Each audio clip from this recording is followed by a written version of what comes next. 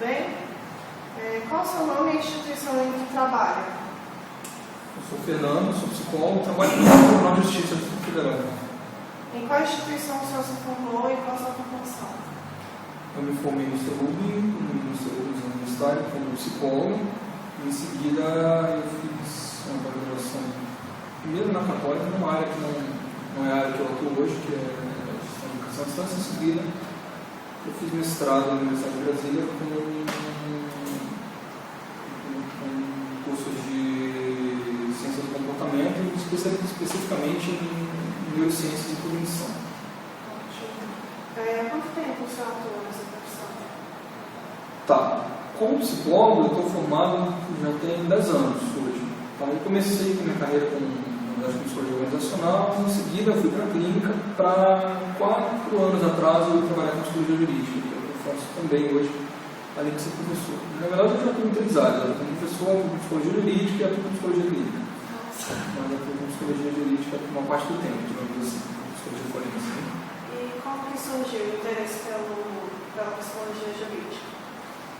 Ele acabou surgindo depois que eu fiz um concurso para o Tribunal de Justiça.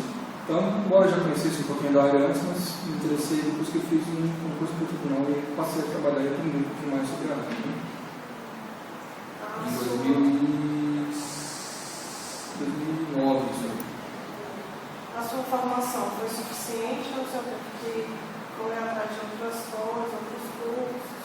Não, ela não foi suficiente porque eu precisei, na verdade, com várias áreas da psicologia, a formação vai te dar uma base para algumas coisas. Na verdade, eu nem tive essa disciplina de psicologia jurídica na universidade. Não escuto falar de algumas coisas, mas eu precisei buscar livros, artigos, enfim, vídeos profissionais atuando, e que aprendizado da área também, aprendi com pessoas que já estavam atuando.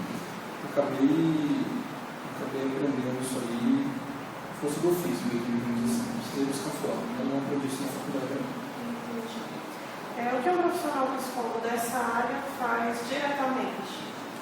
Tá, então, o profissional de psicologia jurídica hoje no Brasil, na verdade no mundo, não só no Brasil, a gente tem muita ideia de que a psicologia jurídica ela tem muito a ver só com a coisa do crime, da coisa da perícia forense nessas áreas, da polícia, aquelas coisas que a gente considera muito necessárias. Mas na verdade não, a psicologia jurídica é um mundo muito grande. Eu costumo dizer que ela é uma outra psicologia. Se você for hoje no Tribunal de Justiça, você vai ver que esse profissional vai dar com demandas muito diferentes conforme a área que ele trabalha. Por exemplo, na área da infância e juventude, na área da infância e juventude, por exemplo, você vai ter psicólogos jurídicos atuando com questões, por exemplo, de infração penal em menores, você vai ter pessoas atuando com adolescentes, drogas em adolescência, por exemplo, adoção em caráter internacional, então, esse é um campo.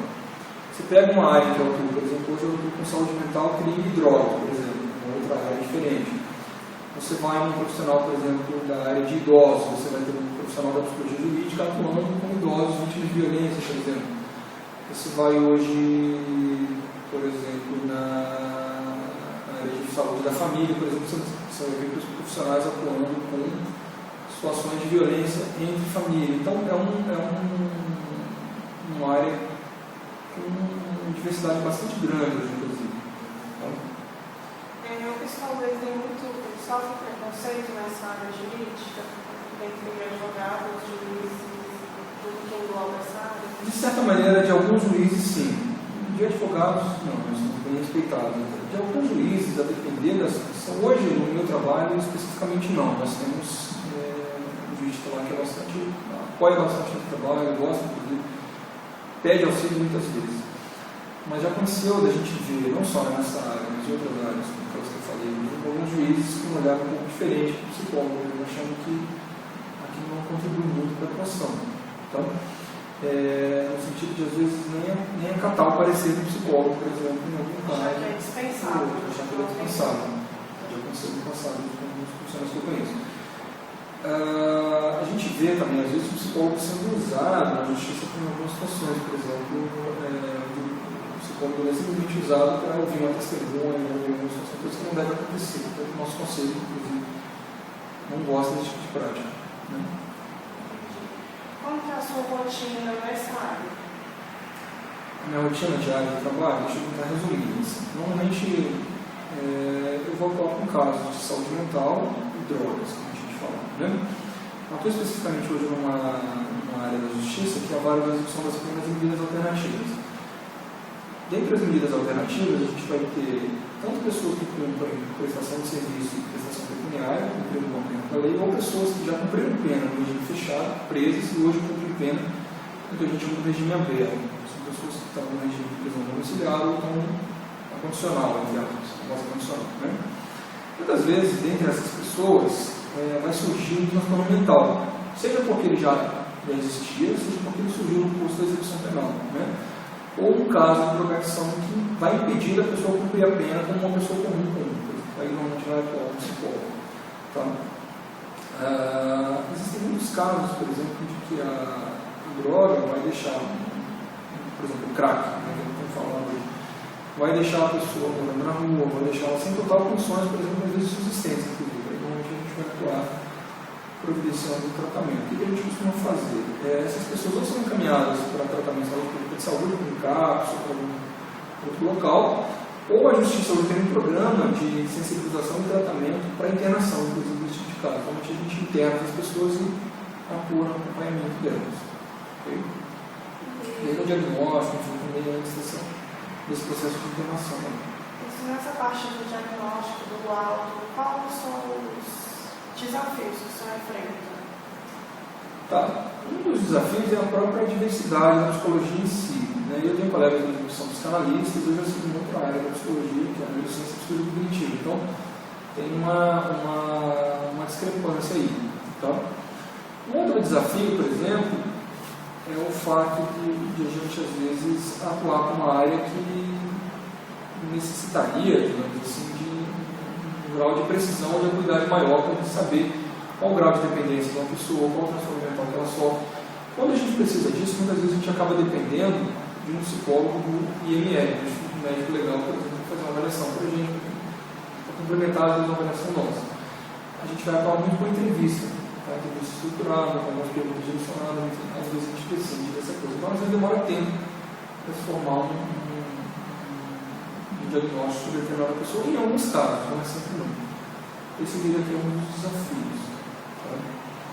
Outro desafio que sim é a própria doença da pessoa, que não é simples, às vezes, você perceber uma situação de transtorno mental. Às vezes é, às vezes não é. Às vezes está mascarado, né? Às vezes está mascarado, exatamente. Às vezes não parece que tem nada, às vezes a situação é mais grave do que aparenta. Só para finalizar, vamos falar de algumas partes mais diretas da área, que seria o salário. Qual a base salarial? Aí depende. No Tribunal de Justiça hoje a gente está um salário inicial está em R$ 7.500, mais ou menos. Né? Isso é um salário inicial para esse concurso. Né? Isso vai variar, por exemplo, no TJ do Tribunal da União. Tá? Se você for para um tribunal, por exemplo, o salário diminui bastante, por exemplo, ele pode chegar a R$ 2.500, no Tribunal de Justiça do Rio de Janeiro, por exemplo. Isso vai variar bastante. Então, isso a gente está falando de salário inicial, enfim, sem benefícios. Né? Só para finalizar, qual conselho o senhor dá para nós que queremos atuar nessa área? Tá, aí olha só, para atuar na área, uma coisa que eu não falei antes, você pode atuar de duas maneiras. Ou se você entra em determinado concurso, para acesso a qualquer tribunal hoje no Brasil, você precisa passar por um concurso, né? Como eu falei, o TJ da União é um TJF, Tribunal da União, é um concurso federal. Se você for para um tribunal, por exemplo, de uma outra cidade, outra comunidade da Federação, Rio de Janeiro, São Paulo, Rio Grande do Sul, também tem um concurso, né? Concurso estadual daquele tribunal. Outra maneira de você atuar na área é você se tornando um perito da justiça, que a gente chama de um perito extrajudicial. Você pode atuar tanto na área civil quanto na área criminal, com uma avaliação, por exemplo, de testes da justiça. Você pode se tornar um perito dessa maneira, né? Ou se você for, por exemplo, atuar, como eu falei agora há pouco, no IML, também com acesso ao concurso na Polícia Civil. Né? Os policiais civis, normalmente, ou policiais psicólogos que vão trabalhar atuando nessa área especificamente área criminal. Então, repetindo, são duas áreas. Ou você passa no concurso para atuar no tribunal, ou você vai atuar como perito extrajudicial, que o juiz vai te chamar quando for necessário fazer uma avaliação psicológica, por exemplo, um tipo de caso na área civil e na área criminal. Então, são duas vertentes, digamos assim. Ok, pode ser. Ok? Joia, obrigado a vocês. Só isso?